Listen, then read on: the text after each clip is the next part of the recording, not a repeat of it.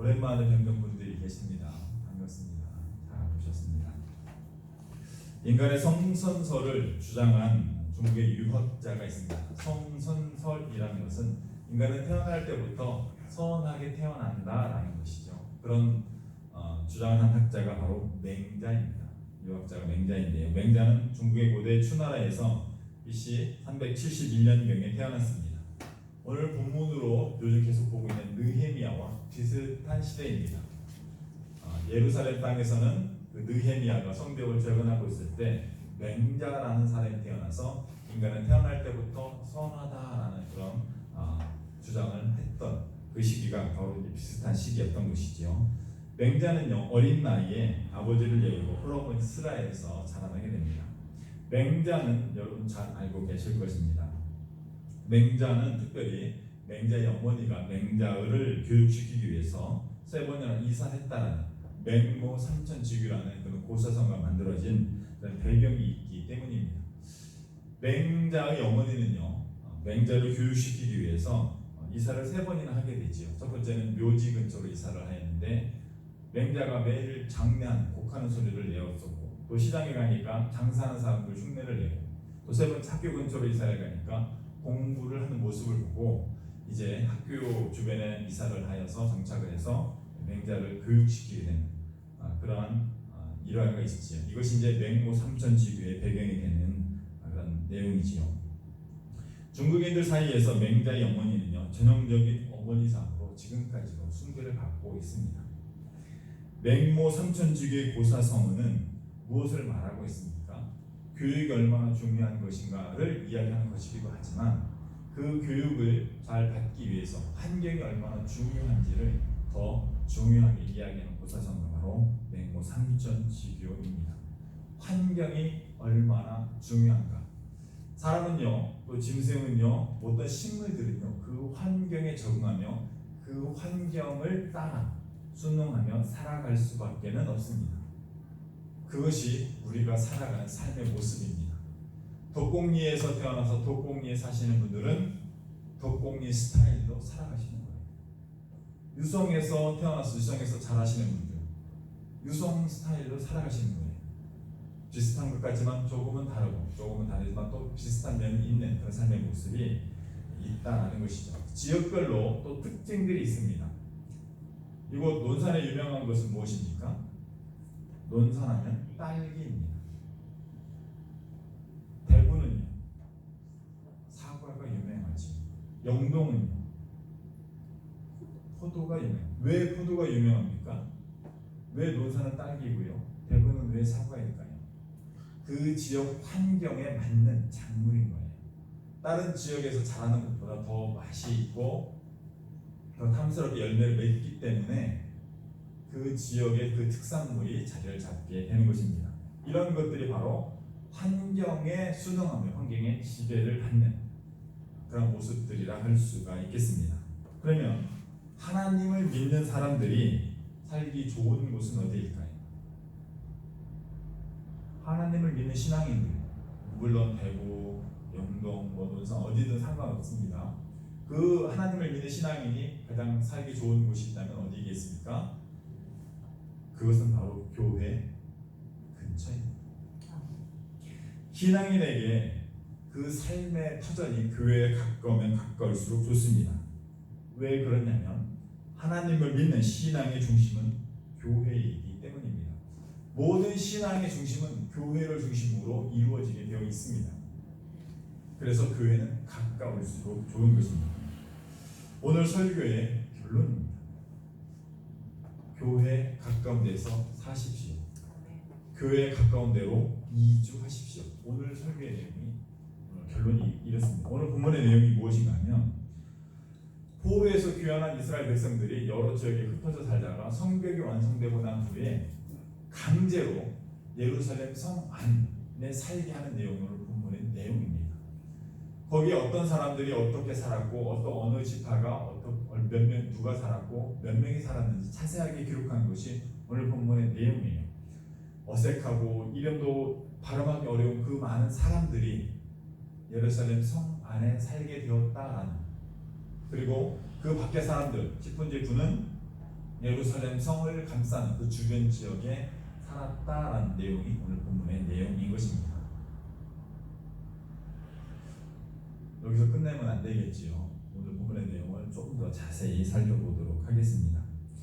예루살렘 성이 완공되고 난 후에요, 이스라엘 백성들은 하나님의 말씀을 읽고 깨달으며 여호와 하나님의 신앙을 다시 회복하게 됩니다. 그것이 신년 나팔절 이런 절기들의 모습이었습니다. 지지난주에 계속 살펴보았던 내용이 바로 그 내용이지요. 그리하고 또 이스라엘 백성들은 성전의 기능을 회복시키기로 약속을 합니다. 성전에 필요한 모든 물품, 땔감이라든지 모든 제물이라든지 또 성전에서 봉사하는 자들 위한 11조라든지 모든 감사예물, 초절미 이런 것들을 하나님 앞에, 성전 앞에 바치기로 서약을 하는 내용이 지난주에 있었습니다. 이렇게 이스라엘 백성들은요, 자신들의 신앙을 회복시키기 위해서 여러 가지 결단들, 도전들을 하게 되는 것입니다. 그리고 오늘 또 특별한 조치를 한 가지 더 하게 됩니다. 그 내용이 오늘 본문 1절과 2절에 나타나 있습니다. 오늘 본문 1절과 2절 말씀을 제가 한번 더 보겠습니다. 백성의 지도자들은 예루살렘에 거주하였고 그 남은 백성은 제비 뽑아 10분지 1은 거룩한 성 예루살렘에 거주하게 하고 그 10분지 9는 다른 성읍에 거주하게 하였으며 예루살렘에 거주하기를 자원하는 모든 자를 위하여 백성들이 복을 빌었느니라. 이스라엘 백성들이요, 성벽을 완성하고 성전의 기능을 다시 부활시키면서 회복시키면서 특별한 조치를 취하게 했는데, 그것은 이스라엘 백성들의 10분지 1을 제비 뽑아서, 쉽게 말하면요, 강제로 선택된 사람들은 성 안에 살게 하는 이주 정책을 시행한 것입니다.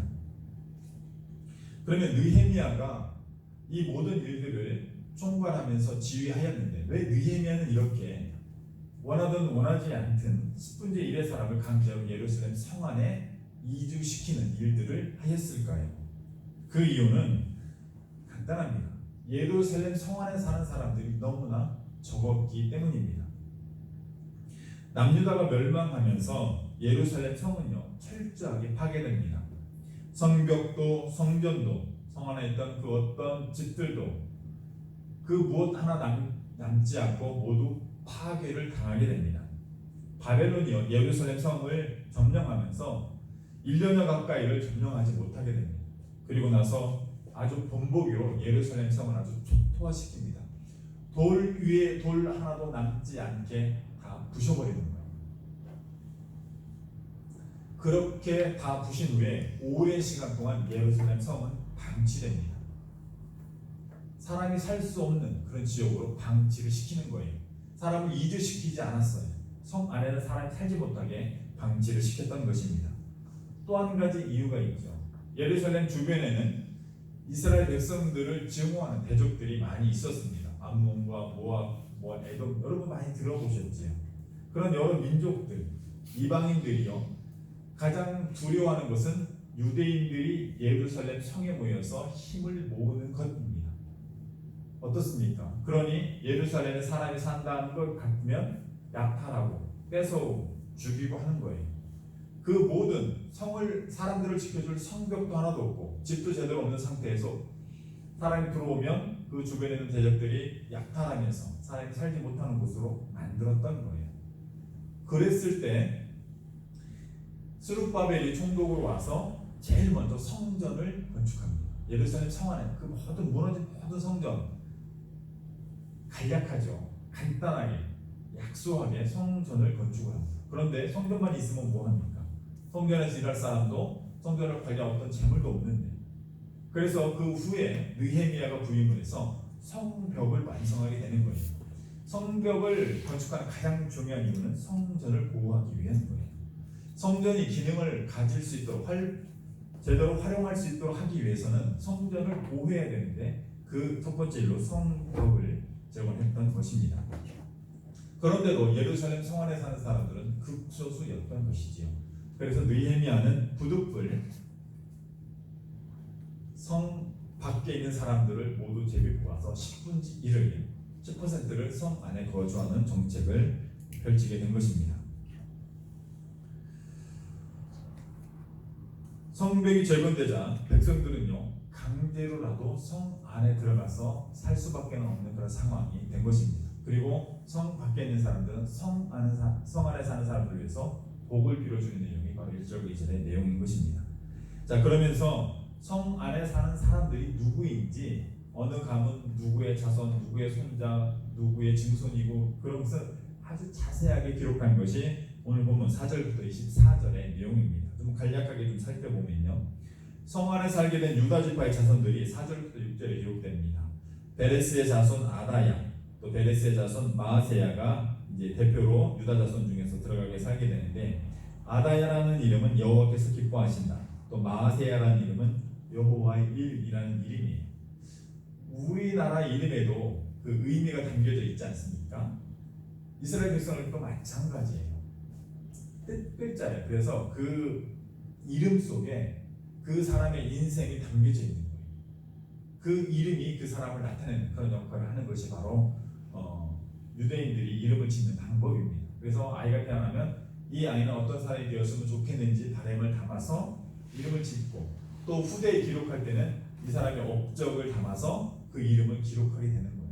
그런 식으로 이해를 하시면 되겠습니다. 또 7절부터 9절은요 베냐민 지파 자손들의 이름이 기록되어 있죠. 실루를 중심으로 갑배와 살레 등 합류해서 928명이 살았다고 기록하고 있고요. 또 성 안에 살게 된 제사장들의 이름도 기록됩니다.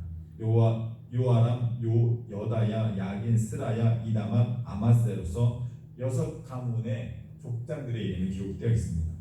또 성 안에 살게 된 사람들 15절부터 18절에 기록되어 있는데요, 스마야 가문, 레위의 막내 아들 무라리의 자손이다라고 기록하고 있고요. 삽부대 가문과 요사밧 가문, 하나님의 전 박간일을 맡아서 했다라고 기록하고 있고요. 막다냐 가문, 아삽의 자손으로 성가대 지휘를 맡았다라고 기록합니다. 박불과 가면에 대해서 나오죠. 막다냐와 형제로서 성가대 부지휘자 역할을 맡았음을 기록하고 있습니다. 이들의 수요는 총 284명입니다. 또 성 안에 살게 된 문지기들이 있습니다. 지도자는 악과 달못으로 172명이 성 안에 살게 된 문지기들임을 기록하고 있지요. 문지기도요 성직인 거예요. 여러분, 성문을 지키는 것이 얼마나 중요합니까? 그래서 이렇게 지도자들의 이름이 기록됩니다. 또 성 안에 살게 된 느디님 사람들이 기록되어 있습니다. 느디님 사람들은 성전에서 일하는 종인 거죠. 허드렛 일을 돕는 그런 종. 이들은 주로 오벨에 거주하였고 지도자의 이름은 시하와 기스반입니다. 또 성 안에 살게 된 노래하는 자들이 있다라고 기록합니다. 이들은 성가대원을 말하는 것이지요. 저희 교회는 성가대원은 없지만 성전에는 기본적으로 성가대원, 또 지휘자와 반주자들, 여러 가지 그런 모습들이 있었음을 알 수가 있습니다. 그러면 이스라엘 백성들이 이렇게 강제로 예루살렘에 거주하게 한 이유는 무엇입니까? 첫 번째는요, 대적들로부터 성을 지키기 위해서입니다. 느헤미야가 사람들을 강제로 이렇게 이주시킨 이유는 예루살렘 성읍의 규모에 비해서 성읍에 거주하는 사람들이 너무 적었기 때문입니다. 대적들의 방해에도 불구하고 이스라엘 백성들은 모두 힘을 모아서 성벽을 중수하였는데 이 성읍의 규모에 비해서 살고 있는 인구가 너무 적었던 것입니다. 성을 지키는 인구가 너무 적으면 어떻습니까? 그렇게 많은 돈과 시간을 들여서 쌓은 성벽이 순식간에 무너지게 되는 것이죠. 그래서 성벽을 보존하기 위해서, 즉 성전을 보호하고 그 안에 살아가는 모든 사람들을 보존하기 위해서 느헤미야는 인구를 배치하는, 또 강제로 이주시키는 그런 인구 조정 정책을 시행한 것입니다. 두 번째는요, 이스라엘에서 행해지는, 성전에서 행해지는 각종 종교 행사를 주도하고 성전을 관리하기 위해서입니다. 이스라엘은요 신정국가예요. 신정국가. 우리나라는요 민주국가예요. 민주주의 국가. 이스라엘은 신정국가예요. 무엇이 다릅니까? 민주주의 국가는 국민들이 국민 투표를 통해서 대표자를 뽑아요. 그를 통해서 대리 통치하게 합니다. 대의 정치죠. 그 사람이 바로 대통령이에요. 그래서 5년마다 우리나라가 지금 바뀌지 않습니까? 근데 신정국가는 무엇인가요? 그 나라의 최고 통치자는 그들이 믿는 신이다라는 거예요. 여호와 하나님. 이슬람 국가들이 또 신정국가죠. 여러분 꾸란이라고 들어보셨죠? 코란? 뭐 이런 그들의 율법, 그들이 믿는 그 교리가 바로 국가와 민족을 다스리는 최고의 헌법이 되는 거예요. 그 기준으로 법을 만들어요. 이해가 되시죠? 여러분 이스라엘은 민족 국가 같지만 신정 국가입니다. 여러분 대통령보다 더 높은 사람이 있어요. 최고 랍비. 모든 정책을 제가 예전에도 말씀드린 것 같은데 어떤 정책을 시행하고 딱 국회에서 논의해서 정책을 딱 정하고 마지막에 시행하기 전에 랍비의 허락을 받아요. 어떻게 받냐면 이 정책이 하나님의 말씀에 어긋납니까? 어긋나지 않습니까? 시행이 되겠습니까? 되지 않겠습니까? 랍비의 허락을 받아요. 그럼 랍비가 하나님의 말씀을 정통한 사람, 하나님 말씀에 정통한 사람이고 모든 그런 하나님의 말씀을 가리키는 자들의 대표를 뽑혀서 검토를 하는 거예요. 그래서 오케이 하면 그 정책이 시행이 되는 거예요. 여러분 놀랍지 않습니까?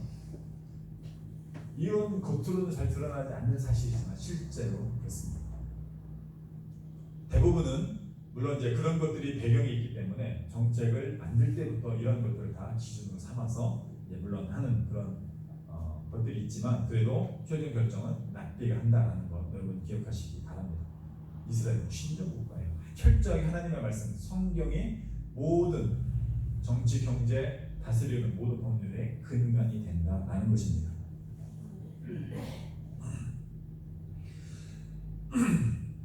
그렇기 때문에 이스라엘 백성들에게요 성전이라는 것은 너무나 중요한 거예요. 성전이 제 기능을 발휘하고 성전을 관리하기 위해서 사람들이 필요하지 않겠습니까? 매일매일 번제를 드려야 돼요. 양을 잡고 소를 잡아서 불로 태우는 번제를 드려야 되고 곡식으로 제사를 드려야 되고 그런 모든 일들을 관리하기 위해서는 많은 사람들이 필요하고 거기에 제사장이, 레위인들, 느디님 사람들 수많은 사람들이 서로 협력해야만 하는 곳이고 많은 물질이 필요한 것입니다. 그래서 그런 사람들, 그런 일들을 하기 위해서 강제로 사람들을 이주시키기까지 하고 있는 것입니다. 이와 같은 이주민, 거주민 제주동 정책은요 무엇보다 예루살렘 세력을 강화시키므로 대적들의 위협으로부터 성을 안전하게 도모하고 신앙생활의 90점인 성전을 보호하면서 성전이 제 기능을 발휘하도록 하는 것이 목적입니다. 예루살렘은요 하나님의 언약 공동체인 이스라엘 백성들에게는 여호와 신앙의 중심지입니다. 그렇게 예루살렘은 어떠한 경우에도 포기할 수 없는 그들의 성읍이고 또 무시를 당하게 방지해서도 안 되는 성읍인 것입니다. 그리고 예루살렘은 무엇보다 하나님의 집 성전이 있는 곳입니다.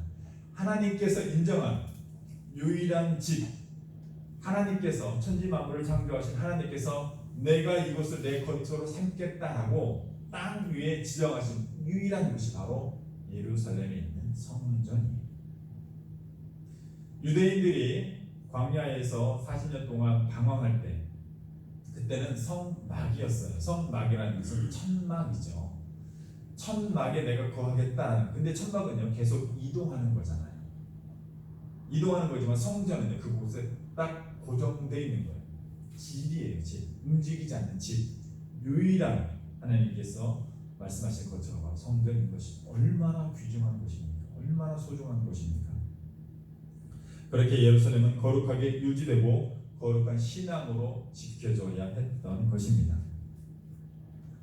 그렇게 그들은 강제로라도 느헤미야는 강제라도 사람들을 이주시켜서 성벽을 보호하고 성전을 지키고 성전의 기능을 발휘할 수 있도록 정책을 시행했던 것입니다. 그러면 이 시대 우리가 어떤 경우에도 반드시 지키고 거룩하게 보존해야 하는 곳이 있다면 어디이겠습니까? 여러분에게, 저와 여러분에게 가장 소중한 곳이 있다면 어디일까라는 거예요. 교회지. 여러분 교회입니다. 지금 아시는 것처럼 코로나 사태로 인해서 교회가 많은 어려움을 당하고 있는 것이 사실입니다. 교회가 물론 다 잘했다는 게 아니에요. 일부 교회들이 많은 잘못을 했어요. 신천지 교회가 많은 잘못을 했어요. 하나님을 믿지 않는 사람들 보기엔 다 똑같은 교회입니다. 그런데 그것이요 계속 누적이 되면서 어떻습니까? 지금은 지금은요 교회는 그냥 다 나쁘다. 사람들의 인식이.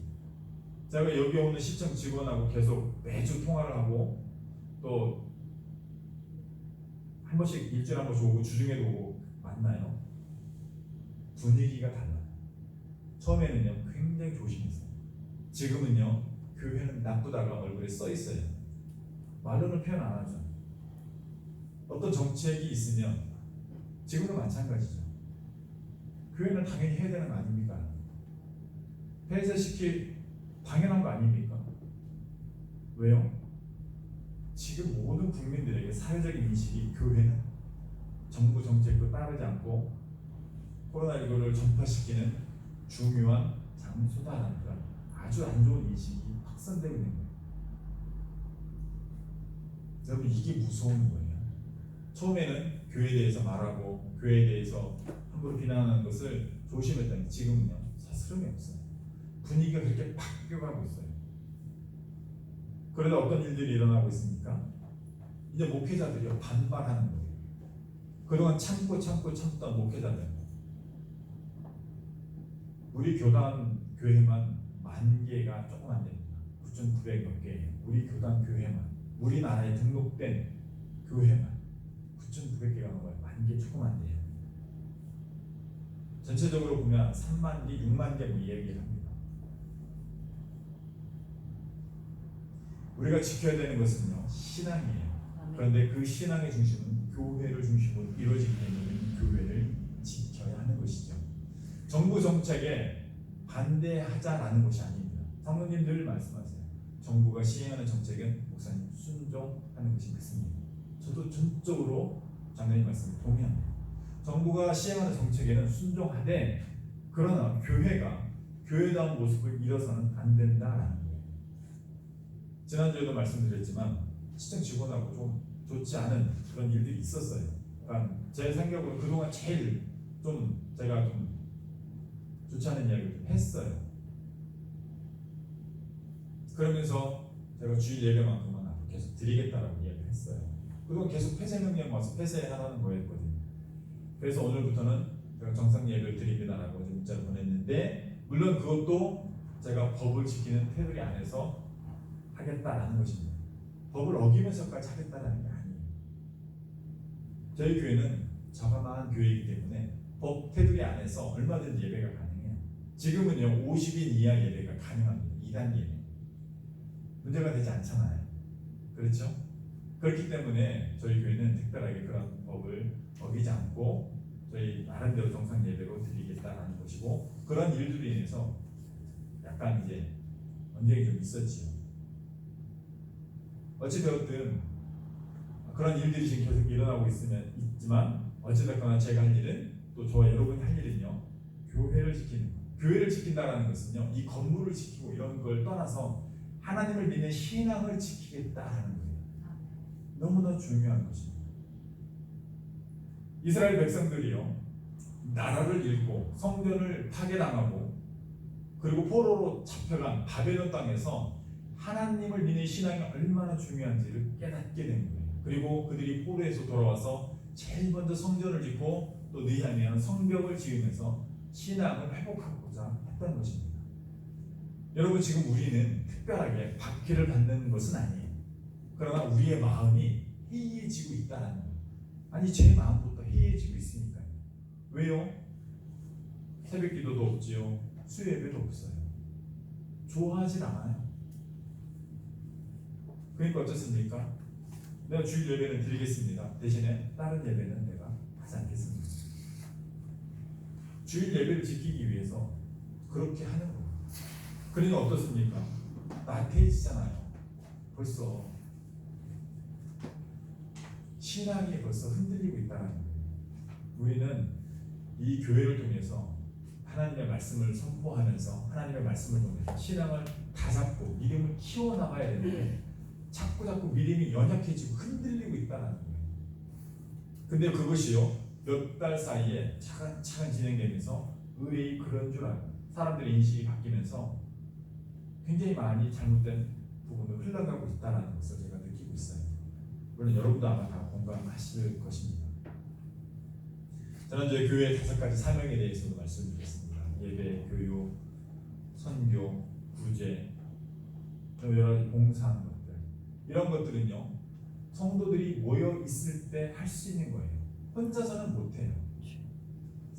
교회는요 모이는 곳이에요. 교제하는 곳이에요. 모이고 예배하고 찬양하고 말씀 듣고 같이 식사하고 또 봉사도 하고 전도도 하고 모든 활동들은 이 신앙의 중심을 이루는 활동이 되는 것입니다. 그래서 우리가 무엇보다 지켜야 할 것들은요 교회다. 교회를 중심으로 한 신앙을 우리는 지켜가야 한다라는 것을 다시 한번 말씀드립니다.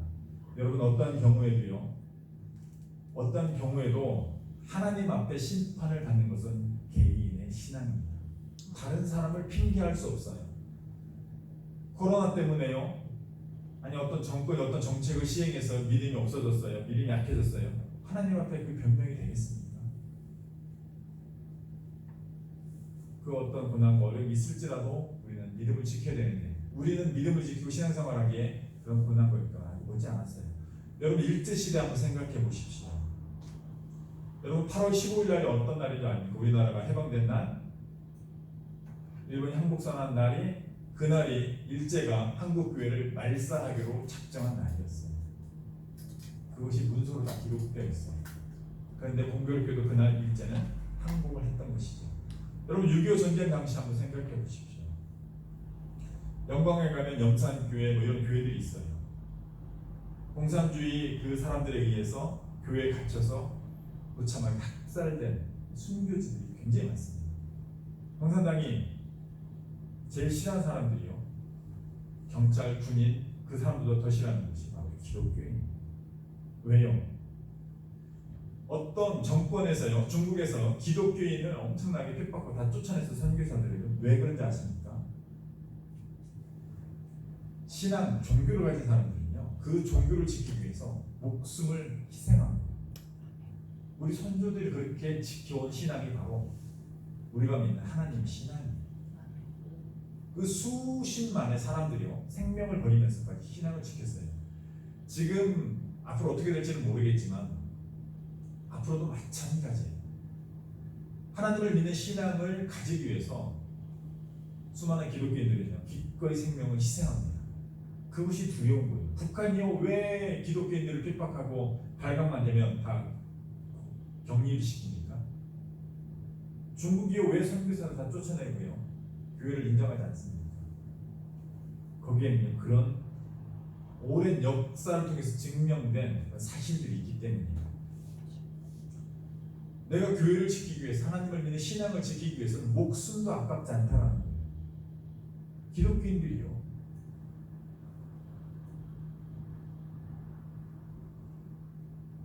저와 여러분의 믿음의 선조들이 그런 신앙을 지켜왔고 여러분도 잘 아시는 것처럼 뭐 장로님 원사님이 여기서 수십 년 동안 교회를 지키시는 분들 보시면 아시지 않습니까?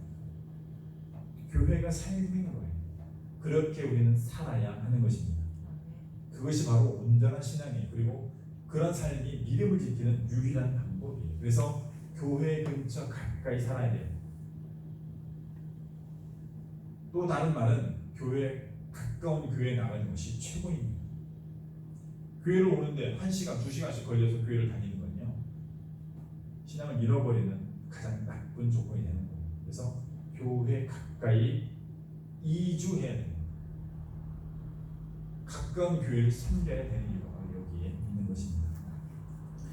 어떠한 고난과 어려움과 역경이 있을지라도 하나님을 믿는 신앙을 지키며 교회를 중심으로 믿음의 온전한 삶을 살아가는 여러분이 다 되시기를 주님의 이름으로 축원드립니다. 아멘. 네, 기도하겠습니다.